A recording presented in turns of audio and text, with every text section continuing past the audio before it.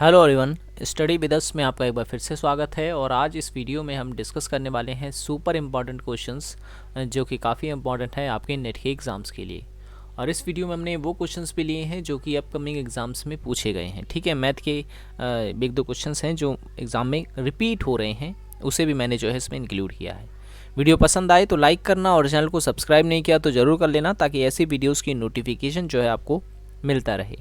और अगर आपने हमारी पहले की वीडियोस नहीं देखी है तो आप उसे देख सकते हैं, लिंक डिस्क्रिप्शन में दे दी गई है, जहां पर क्लिक करके आप हमारी पहले की जो है सभी वीडियोस को देख सकते हैं। और ऊपर आई बटन है, उस पर भी क्लिक करके आप वीडियोस देख सकते हैं। तो शुरू करते हैं। पहला जो क्वेश्चन है आज का वो ये है कि निम्नलिखित में से किस विश्वविद्यालय ने 1961 में सूक्ष्म शिक्षण की अवधारणा को प्रतिपादित किया है। ठीक है, सूक्ष्म शिक्षण की अवधारणा को प्रतिपादित किया है। तो इस क्वेश्चन का जो सही आंसर हो जाएगा वो हो जाएगा ऑप्शन नंबर ए। ठीक है, ऑप्शन नंबर ए, स्टैनफोर्ड विश्वविद्यालय। ठीक है, कहाँ है ये स्टैनफोर्ड विश्वविद्यालय? तो आपको याद रखना है, ये स्टैनफोर्ड विश्वविद्यालय जो है ये है अमेरिका में, यूनाइटेड स्टेट ऑफ अमेरिका या शॉर्ट में यूएसए। अच्छा, ऑक्सफोर्ड विश्वविद्यालय कहाँ है? ऑक्सफोर्ड विश्वविद्यालय जो है ये है यूके में, यानी कि यूनाइटेड किंगडम में।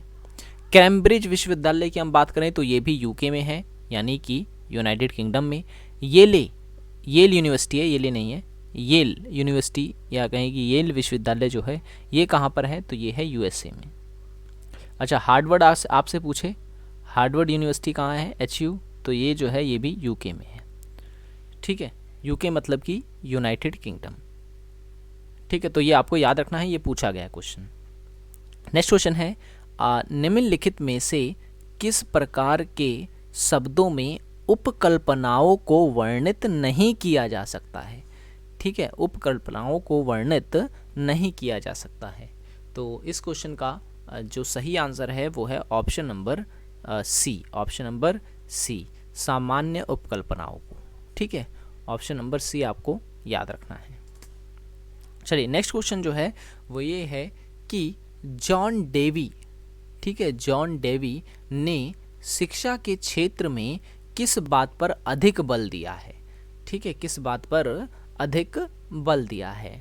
ठीक है, तो यहाँ पर ऑप्शन दे रखे हैं, क्रियामूलक ज्ञान, सत्तावादी शिक्षण, दोहराव शिक्षण या फिर कोई नहीं। तो इस क्वेश्चन का जो सही जो आंसर हो जाएगा वो हो जाएगा option number A. Option number A हो जाएगा इसका करेक्ट आंसर, क्रियामूलक ज्ञान। ठीक है, क्रियामूलक ज्ञान इसका करेक्ट आंसर है, option number A.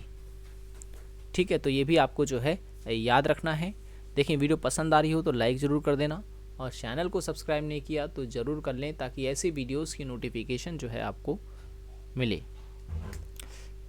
Next question है कि निम्नलिखित में से किसको हम अधिगम का एक परिणाम कह सकते हैं? मैं क्वेश्चन एक बार फिर से पढ़ देता हूं कि निम्नलिखित में से किसको हम अधिगम का एक परिणाम कह सकते हैं? बुद्धिमत्ता, परिपक्वता, कौशल या फिर स्मरण शक्ति। तो इस क्वेश्चन का जो सही है जो आंसर है वो है ऑप्शन नंबर सी, कौशल को। ठीक है, कौशल को हम जो है अधिगम का एक परिणाम कह सकते हैं। Okay, next question. अब देखिए, ये क्वेश्चन जो है ये कई बार रिपीटेड है। अभी जो एग्ज़ाम हो रहे हैं, 21 तारीख को भी ये क्वेश्चन पूछा गया था एग्ज़ाम में, जब पॉलिटिकल साइंस का एग्ज़ाम था। और उसके बाद यही क्वेश्चन जो है रिपीट हुआ था 24 तारीख को भी और 29 तारीख को भी। ठीक है, तो काफ़ी इंपॉर्टेंट हो जाता है ये क्वेश्चन। तो इस क्वेश्चन को किस तरीके से आप कम समय में करेंगे वो मैं आपको बताने वाला हूँ। ठीक है, क्वेश्चन कह क्या रहा है, देखिए पहले, एक वस्तु को 250 रुपये में बेचने पर जो है किसी को 25% का लाभ होता है। ठीक है, क्वेश्चन को ध्यान से देखें कि एक वस्तु को 250 रुपये पर बेचने पर जो है 25% का लाभ होता है। तो उस वस्तु को कितने रुपए में बेचे, यहाँ पर आएगा भेजे नहीं, बेचे। उस वस्तु को कितने रुपए में बेचे कि उस पर 20% की हानि हो या 20% का नुकसान हो। ठीक है, तो देखें मान लिया हमने जो है वो वस्तु जो है 100% या 100 रुपये की है, ठीक है, तो 25% के लाभ पर बेचा गया, यानी कि 125 पर बेचा गया। तो हमें जो 250 दे रखा है यानी 250 जो है, ये वैल्यू जो है ये कितने की वैल्यू है, 125 की वैल्यू है। क्यों? क्योंकि 100 अगर वस्तु हमारी 100 की थी तो 25% लाभ पे बेची गई, यानी कि 125 में बेची गई, है ना। और पैसे कितने हैं, 250, तो 250 किसके बराबर है, 125 के बराबर, 125% के बराबर है। हमसे सवाल में पूछ रहा है अगर उसे 20% की हानि पर बेचा जाए तो कितना होगा। ठीक है, अगर मान लो 100 की कोई वस्तु होगी तो उसमें 20% की हानि कर दे तो कितना है, 80। तो हमें निकालना कितना है, 80% की वैल्यू निकालनी है। ठीक है, हमें कितने की वैल्यू निकालनी है, हमें 80% की वैल्यू निकालनी है। तो इस टाइप से अगर आप सवाल को बैठा लेते हैं तो ये सवाल काफ़ी ईजी हो जाता है। ठीक है, तो अब 125 से 250 कट जाएगा, क्योंकि 125 दूना 250 होता है। ठीक है, तो 2 ये आ गया, और 2 से जब मैं 80 को गुणा कर दूंगा तो ये कितना होगा, 160। तो 160 जो है इसका आंसर हो जाएगा। यानी कि अगर मैं उस वस्तु को 160 रुपये में बेच दूं 250 की जगह पर, तो मुझे कितने की हानि हो जाएगी, 20% की हानि हो जाएगी। अच्छा, अगर यही सवाल कुछ इस तरीके से पूछा गया होता कि 100% यानी कि उसका क्रय मूल्य कितना था, ठीक है, सीपी बताओ। अगर कोई वस्तु जो है 250 रुपये में बेची गई है और 25% का लाभ हुआ है, तो वस्तु खरीदे कितने की गई है। ठीक है, तो 250 जो कितने की वैल्यू है, 125 की वैल्यू है। निकालनी कितने की वैल्यू, 100% की। क्यों? क्योंकि हम कोई भी वस्तु जो है अपने आप में 100% मान के चलते हैं।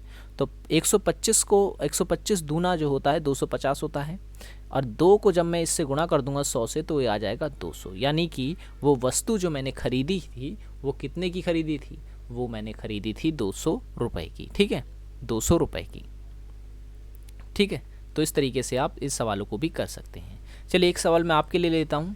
यहाँ पर 250 की जगह पर 400 रुपये कर दे रहा हूँ मैं। ठीक है, और यहाँ 25% की जगह पर 20% कर दे रहा हूँ, और ये 20% रहेगा। ठीक है ना। अब ये सवाल का आंसर जो बनेगा वो आपको जो है मुझे कमेंट बॉक्स में बताना है। ठीक है, तो ज़रूर सॉल्व करें, काफ़ी रिपीटेड क्वेश्चन है ये, और ये एग्ज़ाम में पूछा जाएगा आपकी।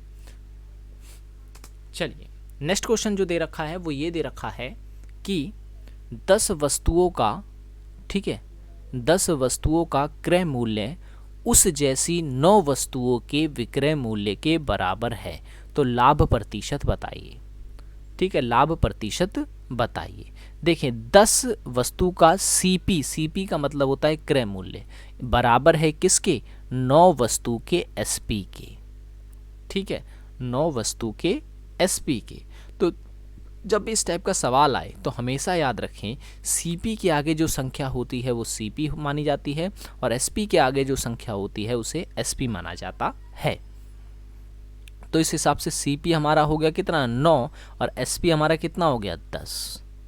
तो यानी कि 9 की कोई वस्तु खरीदी आपने, 10 में बेच दी, कितने का लाभ लिया, 1 का। किस पर, 9 पर, क्योंकि हमेशा जो लाभ और हानि है वो क्रय मूल्य पर ही निकाली जाती है, जब तक सवाल में ये ना कहा जाए कि विक्रय मूल्य पर निकालनी है। ठीक है, और गुणे में आपको लिख लेना है यहाँ पर 100, और 100 से आपको इसे देना है काट। तो 9 से 11 बारी में कट गया, 99, बचा शेष कितना, 1, और नीचे कितना है, 9। तो 11 सहित 1/9% जो है इसका आंसर हो जाएगा। तो इस तरीके से आप जो है सवालों को कर सकते हैं। ठीक है, इस टाइप से आप सवालों को करेंगे। चलिए मैं इस सवाल में बदल देता हूं ताकि आप घर से भी ऐसे सवालों को फिर से कोशिश करें। अच्छा, अगर यहाँ पर ऐसा होता कि 10 वस्तुओं का क्रय मूल्य बराबर हो 8 वस्तु के विक्रय मूल्य के, तो आपको मुझे बताना है लाभ प्रतिशत क्या होगा। ठीक है, ये भी क्वेश्चन आपके लिए है, आप जो है इसका आंसर भी मुझे कमेंट में देंगे।